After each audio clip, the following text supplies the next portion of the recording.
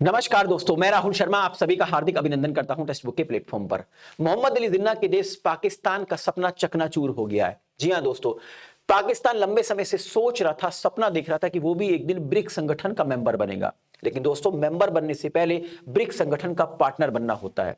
लेकिन पार्टनर बनने का जो सपना था वो सपना रह गया पाकिस्तान का, क्योंकि भारत के पुरजोर विरोध के कारण चीन और रशिया भी पाकिस्तान की मदद नहीं कर पाए हैं।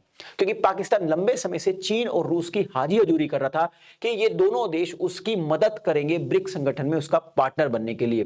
लेकिन दोस्तों, भारत ने इस संगठन में पुरजोर विरोध किया। भारत ने स्पष्ट तौर से कह दिया कि मैं बिल्कुल भी ये नहीं चाहता हूं कि एक आतंकवादी देश इस संगठन का पार्टनर बने।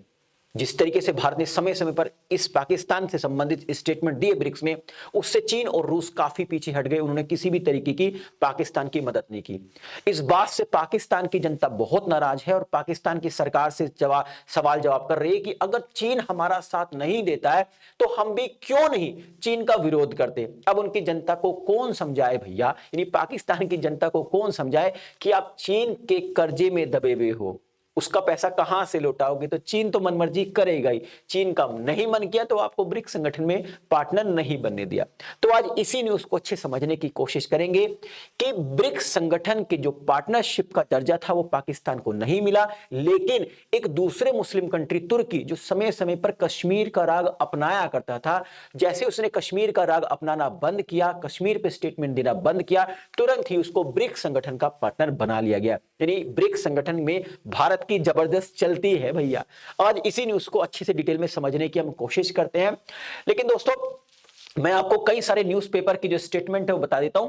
नव भारत टाइम्स ने इस पे काफी कुछ लिखा है। नव भारत टाइम्स ने बताया कि भारत के विरोध के कारण ब्रिक्स संगठन की जो पार्टनरशिप है उससे पाकिस्तान को दूर कर दिया गया है और तुर्की को नया पार्टनर बना लिया गया है। इस न्यूज को थोड़ा डिटेल में समझते हैं, लेकिन उससे पहले मैं आपको मेंबर और पार्टनर में डिफरेंस समझाने की कोशिश करता हूं कि ब्रिक्स संगठन का मेंबर कौन होता है और पार्टनर कौन होता है। तो अगर मैं मेंबर की बात करूं दोस्तों, तो मेंबर इसका स्थायी हिस्सा होता है, यानी परमानेंट पार्ट होता है। ठीक है, जो मेंबर होते हैं वो सभी बैठकों और निर्णय प्रक्रियाओं में भाग लेते हैं। अगर मैं वर्तमान की बात करूं तो वर्तमान में ब्रिक्स के 9 मेंबर है। शुरुआत में 5 थे, बाद में 4 और ऐड कर दिए गए, यानी टोटल 9 मेंबर्स हैं।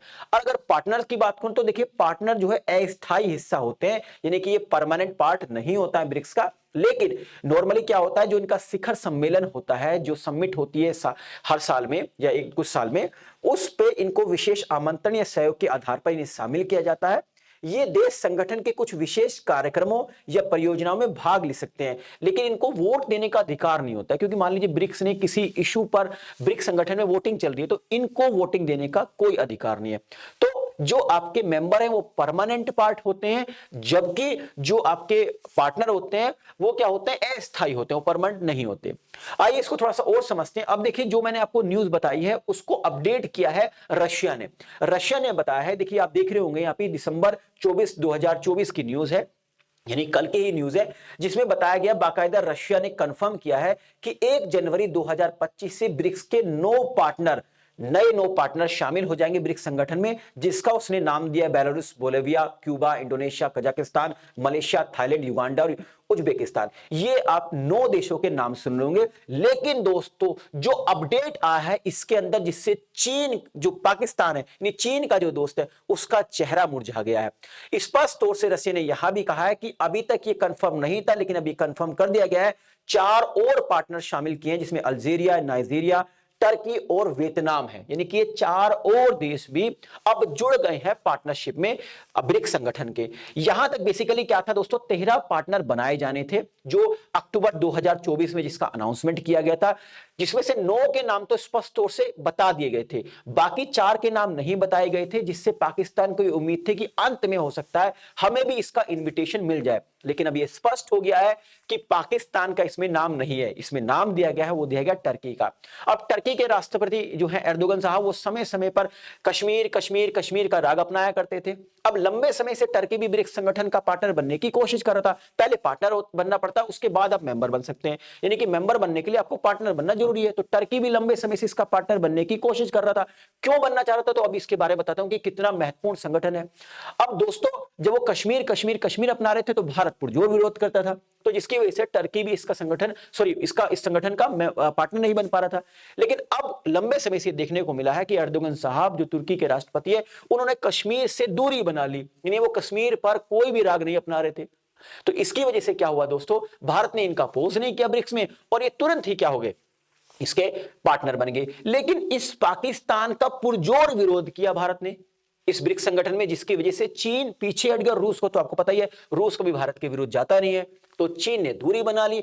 और पाकिस्तान का इस जो फाइनल लिस्ट जो नाम आए हैं 4 देशों के जिनको निमंत्रण भेजा गया, उसमें पाकिस्तान को कोई भी जगह नहीं दी गई है दोस्तों। आइए थोड़ा सा ब्रिक्स के बारे में आपको और अच्छे से डिटेल में बता देता हूं। देखिए, दुनिया की लगभग 40% आबादी इसी ब्रिक्स संगठन में रहती है, मतलब इस ब्रिक्स देशों में रहती है। इस संगठन में जितने देश हैं उसमें लगभग 40% आबादी दुनिया की रहती है। वैश्विक जीडीपी का 25% का अधिक हिस्सा इसी ब्रिक्स देशों से आता है दोस्तों। और लगभग दुनिया के व्यापार का एक बड़ा हिस्सा ब्रिक्स देशों से ही में ही शामिल है। यानी कि ये बहुत महत्वपूर्ण संगठन है। जो इसके पार्टनर हैं, जो इसके मेंबर हैं, उनका विश्व की जीडीपी में, विश्व व्यापार में और दुनिया की पॉपुलेशन में यानी जनसंख्या में एक बहुत बड़ा हिस्सा है। इसके अलावा आपको थोड़ा सा ब्रिक्स के बारे में और बता देता हूं। देखिए, ब्रिक्स की शुरुआत 2006 में हुई दोस्तों, 2006 में। शुरुआत में इसका नाम ब्रिक था, BRIC, क्योंकि शुरुआत में इसमें जो देश थे वो ब्राजील, रूस, भारत और चीन थे, यानी 4 ही देश थे। बाद में दोस्तों 2010 में दक्षिण अफ्रीका को भी इसमें शामिल कर लिया गया और अब इसको ब्रिक्स कहा जाने लगा। बाद में इसमें 4 मेंबर और जुड़ गए, यानी टोटल 9 मेंबर्स हैं और 13 पार्टनर्स को इनवाइट किया गया अक्टूबर 2024 में, जिसमें मोदी जी भी गए थे, आपको याद होगा, काफी चर्चा में रहा था ब्रिक्स का जो सम्मेलन है। तो वहां पे 13 में से 9 के नाम तो डिक्लेयर कर दिए गए थे, 4 के नाम डिक्लेयर नहीं किए गए थे, क्योंकि और नाम डिक्लेयर करने की वजह से पाकिस्तान को यह पूरी उम्मीद थी कि भाई हमारा नाम तो इसमें होगा ही, हमें तो डेफिनेटली इन्वाइट किया जाएगा इसके पार्टनर बनने के लिए। लेकिन भारत के विरोध के कारण वो नाम हटा दिया गया है दोस्तों। मैं आपको बताता हूं ये इसकी कुछ मुख्य गतिविधियां हैं जिसकी वजह से दुनिया में काफी चर्चित संगठन है। मैंने जैसे आपको कहा कि बड़ी बड़ी कंट्रीज, ठीक है, जिनका विश्व व्यापार में बहुत बड़ा हिस्सा है, जीडीपी में बहुत बड़ा रोल है, वो इसमें शामिल है। इसके अलावा इस संगठन की कुछ गतिविधियां बताता हूं। हर वर्ष इसका एक वार्षिक शिखर सम्मेलन होता है जिसमें बेसिकली आर्थिक और राजनीतिक मुद्दों पर चर्चा होती है दुनिया के। इसके अलावा वर्ल्ड बैंक जो अपनी मनमर्जी करता है, विश्व बैंक जो डेवलपमेंट विकास के नाम पे लोन देने के लिए जाना जाता है, लेकिन वो जो वर्ल्ड बैंक है वो भी शायद पार्शियलिटी करता है। तो उसकी पार्शियलिटी को दूर करने के लिए दोस्तों न्यू डेवलपमेंट बैंक की स्थापना की गई 2014 में, जो विकास परियोजनाओं के लिए ऋण देता है। इसके अलावा जो कुछ वैश्विक जो समस्याओं पर समय समय पर चर्चा होती है, जैसे आपकी जलवायु परिवर्तन, गरीबी, आतंकवाद और स्वास्थ्य से जुड़े मुद्दों पर भी संयुक्त रणनीति बनाना इसका मुख्य उद्देश्य होता है। तो यानी कि ये आप एक वर्ड देख रहे होंगे, आतंकवाद। इस आतंकवाद को ही उठाकर भारत ने पुरजोर विरोध किया पाकिस्तान का कि हम नहीं चाहते कि किसी भी वजह से पाकिस्तान इस संगठन का पार्टनर बने।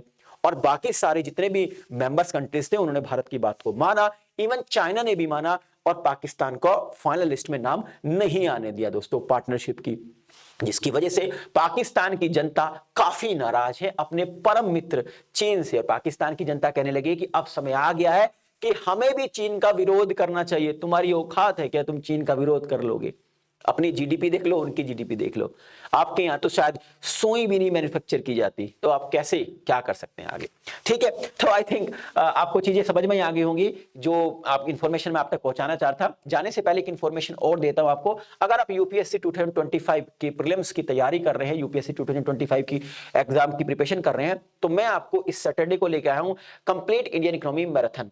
इसमें मैं पूरी आपको इंडियन इकोनॉमी कवर कराऊंगा, बिल्कुल बेसिक से एडवांस लेवल तक। तो इस सैटरडे मेरे साथ आप जुड़ सकते हैं दोपहर 3 बजे से हम क्लास स्टार्ट करेंगे, ठीक। और इसको 2 या 3 पार्ट में पूरी इंडियन इकोनॉमी कवर कर देंगे। एक मैराथन करीबन 3 से 4 घंटे की रहेगी, तो 3 से 4 घंटे के हम लगभग 2 से 3 सेशन लेंगे जिसमें पूरा इंडियन इकोनॉमी कवर कर सकते हैं, ठीक है दोस्तों। अगर आपको वीडियो पसंद आई तो लाइक और शेयर करना ना भूलें, ताकि मुझे एक मोटिवेशन मिल सके इस तरीके का कंटेंट बनाने के लिए। अगर हाँ आपने अभी तक हमारे चैनल को सब्सक्राइब नहीं किया तो चैनल को सब्सक्राइब करना ना भूलें, और हाँ बेल आइकन जरूर प्रेस करें ताकि जो भी मेरी लेटेस्ट वीडियो आए उसका नोटिफिकेशन आप तक पहुंचता रहे। आप सभी का बहुत बहुत शुक्रिया दोस्तों। नमस्कार, जय हिंद।